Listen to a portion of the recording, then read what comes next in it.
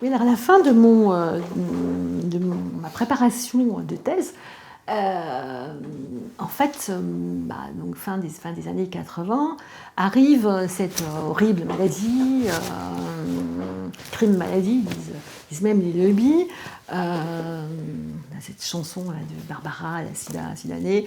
Donc, et cette maladie, c'est d'abord perçu comme un cancer gay, et puis on parle beaucoup de sang, beaucoup de sang, drôle. Alors bon, moi je ne travaille pas là-dessus directement, mais en même temps je suis la littérature. Hein. Je suis la littérature et oui, c'est bizarre parce qu'effectivement il y a un livre de Crémex sur cette étrange maladie qui arrive, qui désorganise complètement donc le corps et qui est bizarre de par ses liens avec le sexe, la mort et le sang. Bon, alors il se trouve que mais finalement, la mort, je ne travaille pas vraiment, mais en fait si.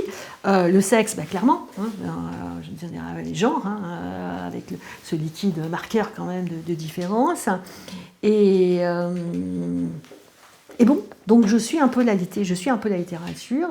Et je me tiens à mon poste à Lyon 2, enfin pas Lyon 2, mais à Bordeaux 2. Et là...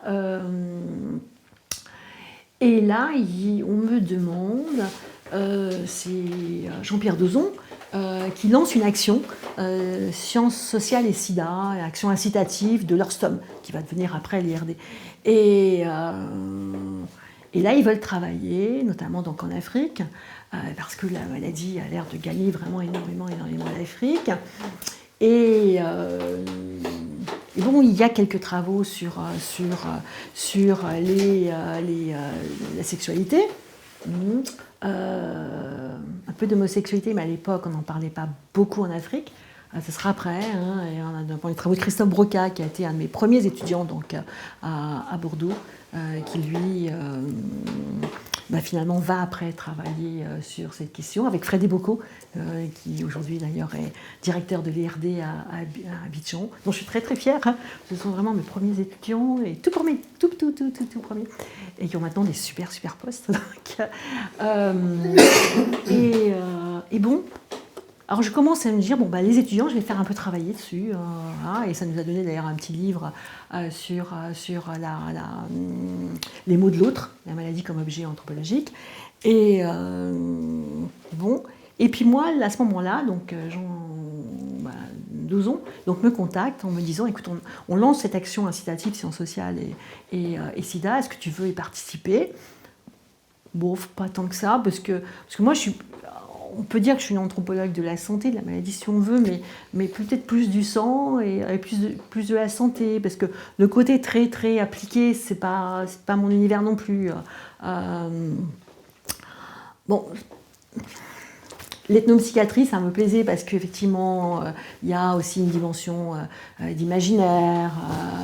Et puis je peux découvrir aussi l'univers des mythes qui me fascine. Il y a dans les entretiens Lévi-Strauss avec Héribon, où Lévi-Strauss dit à un moment donné, quand il écrit ses mythologiques, je travaille toute la journée sur les mythes, je m'endors avec les mythes, je rêve des mythes et je me réveille, etc.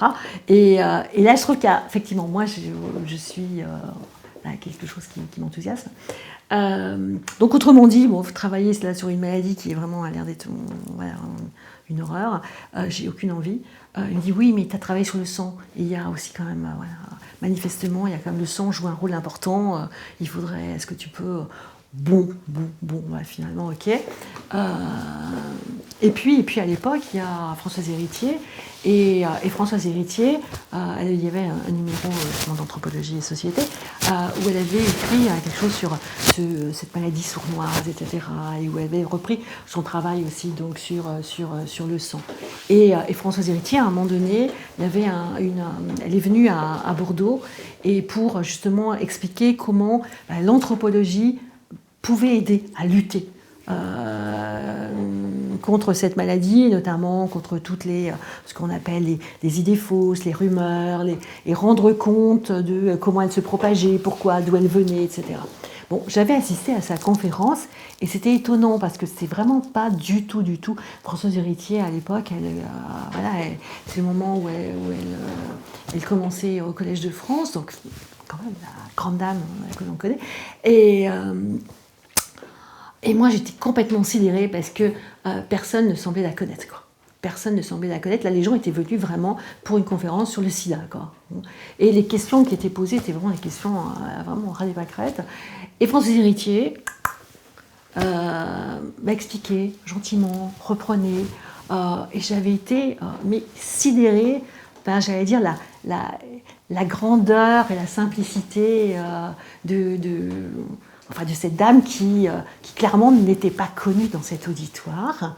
Et du coup, je m'étais dit, moi aussi, il faudrait peut-être que je travaille un petit peu parce qu'il y avait un certain nombre de rencontres qui étaient organisées avec Françoise Héritier. Et puis moi, on me demandait, un peu comme une sorte de spectacle, la petite qui en première partie, tant et si bien qu'après, je me suis dit, j'ai pensé à l'HDR, donc l'habilitation à diriger des recherches, et puis je lui ai demandé, et à l'époque, comme maintenant elle était rentrée au Collège de France, elle a accepté, donc j'étais très, très, très, très, très honorée, je le suis encore. Et voilà, et du coup je me suis dit, oui, pourquoi pas, effectivement, après tout, je sais pas, là aussi Lévi-Strauss dit qu'il ne fait pas d'anthropologie pour que ça serve, mais si ça sert, pourquoi pas. Donc effectivement. Et alors là, je me suis dit, je ne peux que retourner, de toute façon on peut y oublier, en plus finir à Bourna. Donc je suis retournée, et puis là j'ai essayé de travailler, et là c'était spécial parce que c'était effectivement bien, à la base c'était vraiment sur le sang qu'on donne, mais justement on ne donne pas son sang, quoi. Après, j'ai eu l'occasion de participer à un livre sur le sang donné, recevoir, rendre, fait par des hématologues. Et là où je raconte comment le Bisson-Trait encore et quelques structures hospitalières, mais on n'y va pas, quoi, ou très peu, c'est encore vraiment les médecins, guérisseurs, comment bien. Et j'ai dans un ouvrage où j'ai repris à la fois le don, le fait de le don du sang dans un cadre hospitalier et le don du sang dans le cadre d'une opération en sorcellerie, quoi. Et bon, là, j'essaye de voir un peu qu'est-ce que je peux faire. Et en fait, très rapidement, les gens disent, mais oui, mais ça, c'est en fait c'est vraiment un truc de blanc, quoi. C'est vraiment un truc de blanc. Alors, ici, là, effectivement, on a Bibot qui expliquait comment c'est des noms, on a accusé l'Afrique. Et là, les gens me disent, mais c'est pas l'histoire de ça, je sais pas trop quoi, c'est pas ça. C'est vous, c'est les blancs. C'est les blancs. Mais c'est pas les blancs, c'est les blancs, les blancs qui font n'importe quoi, à Abidjan ou en France. Et puis là, je découvre peu à peu ce que j'appelle à l'époque mes étiologies fantasmatiques du sida, et où c'est pas du tout, les pratiques zoophiles sont pas du tout, c'est pas du tout au fin fond d'une forêt en Afrique. Non, c'est à Paris, pour le coup à Neuilly, pourquoi pas, ou à Abidjan. Et c'est les blancs qui, entre guillemets, c'est la monogamie. La monogamie qui est perçue comme étant, finalement, ça pose problème. Et du coup, c'est aussi des restes de guerre, de conflits, les pauvres femmes qui sont seules. Et du coup, les gens qui adoptent n'importe comment, qui des singes, qui des chiens. Après, ces animaux, ils ont des besoins, donc du coup, ils essayent de satisfaire leurs besoins avec ceux qui les adoptent. Et comme ceux qui les adoptent sont des blancs qui n'ont aucune idée de qu'est-ce qu'on peut faire, qu'est-ce qu'on peut pas faire. Et là, il y a une espèce de, comme ça, des flashs ou avec des émissions que l'on il n'y a pas d'électricité, mais il y a les migrants qui reviennent. Et les migrants qui reviennent, donc, alors, quand on migre en Basse-Côte d'Ivoire, hein, en Pays de Bi, donc ils reviennent et ils disent que bah, là, qu'est-ce qu'on voit? On voit des Blancs constamment à Abidjan avec des voitures énormes, énormes, et elles sont conduites par des chiens. Oh, bon, elles sont conduites par des chiens. Ok, c'est incroyable. Ils voient effectivement, mais des chiens qui sont énormes, massifs. Et donc, ils conduisent les voitures. Ah bon. Et puis aussi, ils ont effectivement les singes, n'importe comment. Et les singes, on sait bien que ça grandit. Et voilà. Et puis, ces blancs, ils sont les hommes partent, ils laissent les femmes seules, et les pauvres femmes, elles ne savent pas quoi faire, et les pauvres animaux, bah, finalement, aussi, à un moment donné, voilà, ok. Donc, autrement dit, que c'est une espèce de maladie du fait qu'il n'y a pas de règles, quoi. Hein. C'est n'importe quoi. C'est vraiment c'est le Far West, quoi. Mais le Far West, c'est clairement, c'est un peu comme quand un enfant lobby, à un moment donné, quand les petits-enfants, comment est-ce qu'on les appelle? Eh bien, si l'enfant, le petit lobby, né en pays lobby, devant les esprits, ok, il va recevoir un nom, etc. Par contre, s'il naît ailleurs, hein, et s'il naît notamment, le pire, à Abidjan, eh ben, il s'appelle Brousse. Donc c'est quand même la ville. Mais justement, il est loin, il est né loin des esprits. Donc c'est la Brousse. La Brousse. Bon, ok, donc il y a ces représentations. Et puis là, il y a l'idée que du coup, par rapport à ça, bah, je découvre ce à quoi je ne m'attendais pas du tout. Donc je recueille. Et puis je recueille, et là j'ai l'idée. Je ne sais pas comment il m'est venu, mais bon, l'idée m'est venue à un moment donné où je dis, mais c'est bizarre. Je découvre aussi rapidement qu'il y a quelque chose, on dit qu'en même temps, il y a quelque chose qui... certains disent qu'en même temps, si on donne, on n'attrape pas. Alors, ce n'est pas du tout ce que racontera Fassin après sur contamination volontaire, c'est pas ça. Mais il y a l'idée quand même quelque chose qui fait qu'il y a des mauvaises gens, et les mauvaises gens, c'est toujours ailleurs, hein, chez les Blancs ou en Basse-Côte d'Ivoire, qui est perçu comme un pays de Blancs, auquel là, il y a effectivement, il y a on donne. Il y a on donne et pour passer la maladie. Bon, c'est délicat, c'est quand même vraiment délicat. Donc, il y a un certain nombre de devins, de guérisseurs qui me racontent ça. Je vois aussi avec quelques jeunes, notamment avec quelqu'un dont je suis très très proche, qui s'appelle Fécité, qui malheureusement est aussi parti, mais qui est tous les jours dans mon cœur. Et Fécité me raconte. Et puis il me raconte des choses vraiment incroyables, et à un moment donné, ben, je ne sais pas, comme moi j'ai toujours mes petits dessins, mes cahiers, et puis quelqu'un me demande, je sais pas, me dessine, je ne sais trop quoi, et là, je me dis, mais si finalement je faisais dessiner, quoi. Si je faisais dessiner, et comme j'ai dans la grande famille Désirée, donc il y a 7 femmes, donc beaucoup d'enfants, et là je dis, ben, vous voulez pas aussi raconter, parce que je vois bien qu'il y a des jeunes aussi en parlent, etc. Puis on dessine, vous pouvez un peu dessiner. Et là, je commence à faire dessiner, et je vois des choses incroyables. Mais vraiment des choses, je veux dire, des scénarios, pour le coup, de contamination, des scénarios de rencontres, etc., dont je suis absolument sidérée, mais vraiment sidérée. Donc, ce que je fais, c'est que je commence à formaliser quelque chose qui est une sorte de, je ne sais pas comment on peut appeler ça, une méthode de narration graphique, là. Et Désiré me dit, ils écrivent, puis après je reprends. Et pour Désiré, il trouve ça très bien, parce que lui, il dit, comme ça, je leur apprends à bien écrire. Bon, en fait, on écrit sur des choses un peu bizarres, mais bon. Et puis je fais ça au fur et à mesure, je le fais vraiment beaucoup. Donc du coup, je reviens. Après, j'achète mon papier, canson, etc. J'achète plein de feutres. Et puis je distribue à tout le monde. Et je dis à tout le monde, bah, dessinez-moi, quoi. Parce que moi, je comprends un peu cette histoire de maladie, etc. Mais je comprends pas beaucoup, quoi. Donc peut-être si on dessine, on peut... Et les gens dessinent. Et du coup, dans le livre qui va appeler Résister au sida, donc Récit du Burkina, qui à la base, c'était pas ça, hein. La base, c'était des aventures d'araignée sida la rusée. Mais l'éditeur et PUF n'en a pas voulu, parce qu'il a trouvé ça bizarre. Bon, après, je raconterai un peu les histoires avec effectivement araignée. Mais c'est ça. C'est effectivement toutes sortes de dessins qui rendent compte, finalement, de la contamination, mais aussi de la façon de s'en sortir. Et là, on voit que il y en a qui s'en sortent mieux que d'autres, pour eux, et ce sont les femmes. Et ce sont de nouveau les femmes à cause de leur sang, parce que c'est une maladie qui, effectivement, qui frappe le sang. On voit effectivement les gens qui sont plus pâles, donc qui ont moins de sang. Et là, on dit que les femmes, c'est différent parce qu'elles sont habituées à perdre leur sang. Elles sont habituées à perdre leur sang. Elles ont, alors on aura quelqu'un comme je pense à Sanabria, là, qui a travaillé effectivement sur le corps plastique, sur le don du sang, etc. Et là, il y a l'idée que comme elles perdent leur sang, et ben finalement, elles s'en sortent mieux parce qu'elles ont cette espèce de saignée naturelle, quoi. Mais par ce sang aussi, de même qu'on pouvait donner la sorcellerie, de même on peut donner aussi le sida, quoi. Alors là, c'était pas du tout. J'étais venue, moi, pour. Là, dans l'idée d'Ozon, c'était les histoires des transfusions, quoi. Mais en fait, ça s'est transformé en tout à fait autre chose. Et voilà. Et donc, c'est. Et avec aussi quasiment rien. C'est-à-dire, c'est juste. C'est quoi, parfois des consignes dont moi-même, j'allais dire, je suis un peu troublée. Mais bon, comme je vois que ça fonctionne, je dis, donner le sida, c'est quoi ? Et puis les gens ils donnent. Enfin, ils donnent pas, mais en fait, ils racontent un don. Et ils racontent aussi des scénarios vraiment de contamination qui sont plus que glaçants.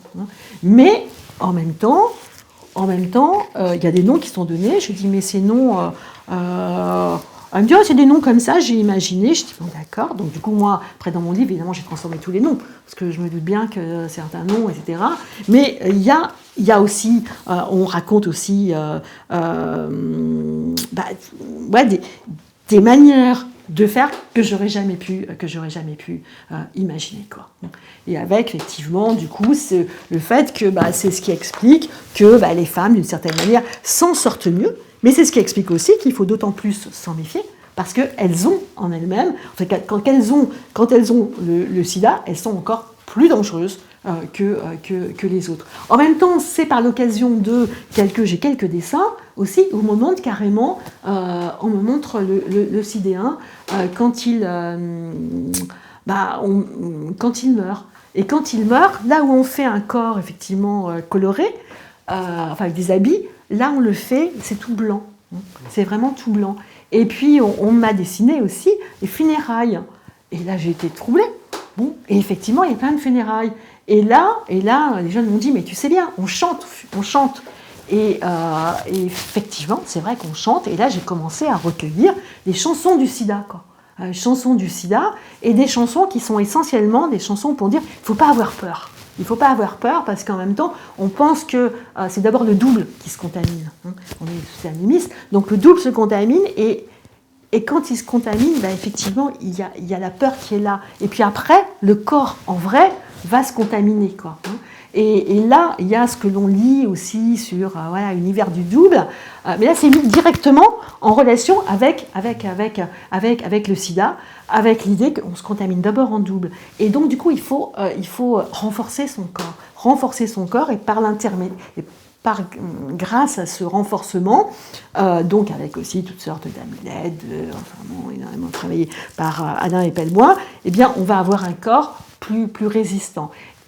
Et du coup, le problème, c'est que les premières funérailles de personnes dont on dit qu'elles sont revenues avec cette maladie-là, eh bien, on a peur. Et on a peur qu'à ce moment-là, son foie saute. Et le foie, c'est l'idée, un peu comme dans mon anthropologie du sang, j'ai vu que ce qui est vraiment l'organe dans lequel il y a vraiment de sang, c'est pas le cœur, c'est le foie. Bon, ce foie qui est rouge, et ce foie d'ailleurs que l'on va donner dans les rituels lorsque quelqu'un, au moment des guérillas, eh bien pour neutraliser la force du spectre de l'ennemi, en fait, on absorbe un peu d'un médicament dans lequel il y a un peu de ce foie. Bon, donc voilà, je vois qu'il y a ces fameux... donc première funéraille, il n'y a pas grand monde, et je m'aperçois qu'effectivement, il y a ces chants. Et ces chants, et après il y a un ouvrage sur la mort justement qui est paru au Québec, et dans lequel effectivement j'ai essayé d'analyser justement une partie de ces fameux chants ces chants du sida, et ces chants qui m'ont été en fait d'une certaine manière dessinés d'abord par ces jeunes pour renforcer l'enveloppe corporelle. Alors j'ai aussi à ce moment-là du coup participé aussi à un certain nombre de travaux sur le sida. Je commençais vraiment, et à chaque fois en évoquant, je vais dire, la puissance de réaction. C'est-à-dire que moi, mon idée, c'était pas de rendre compte d'une Afrique qui est en train de mourir, etc.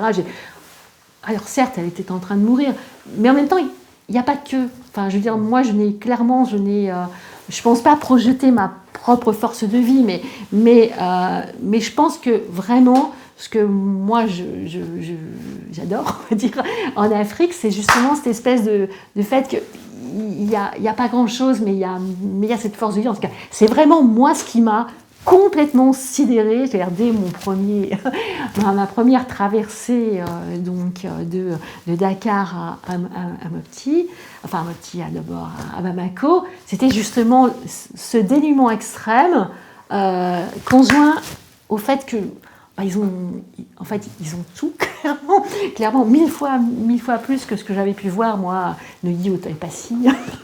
Voilà. Et ça, je trouvais qu'il fallait en rendre compte, quoi. Et il fallait en rendre compte pour justement donner la force de mener ce combat, quoi. Et c'est vrai que quand j'ai appelé résister au sida, il y avait bien l'idée que moi, ce que je voyais en tous les cas en Pays de Lobby, c'est pas ça. Alors c'était également le début des préservatifs. Alors ces fameux préservatifs, les Lobby avaient en Lobbyrie, ça se produisait par le petit sac des blancs, hein, parce que c'est les blancs qui arrivent. Et comme les Lobby ils ont en tous les cas,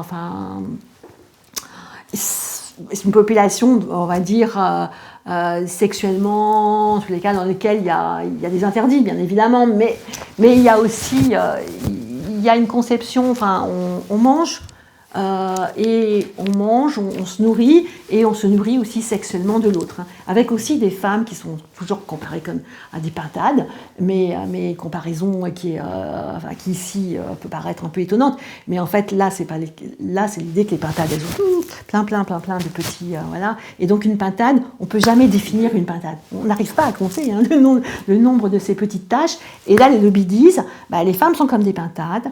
On tente de le cerner, mais on ne les cerne jamais complètement. Et surtout la pintade, contrairement aux poules, aux coqs, elles ne reviennent pas au poulailler. Enfin, elles reviennent quand elles veulent, quoi. Mais on ne peut pas les obliger, quoi.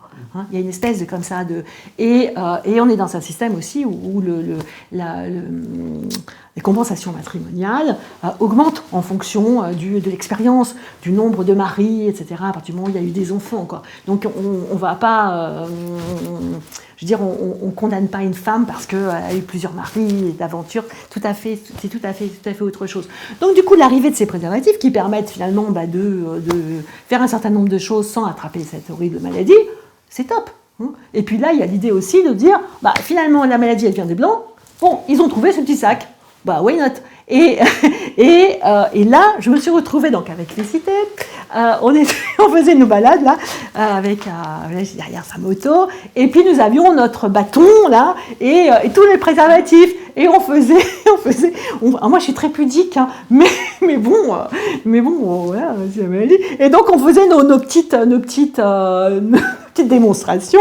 Alors Félicité était merveille, absolument, vraiment un homme merveilleux. Donc il était là, il expliquait, il racontait, donc on faisait un peu comme presque les arracheurs de dents autrefois. Donc les gens venaient, ah ouais, ils sont là, ils sont là avec leurs préservatifs. Donc on racontait, moi j'en avais acheté plein, et puis c'était l'emballement, quoi. Tout le monde dit, waouh, mais c'est trop bien, etc.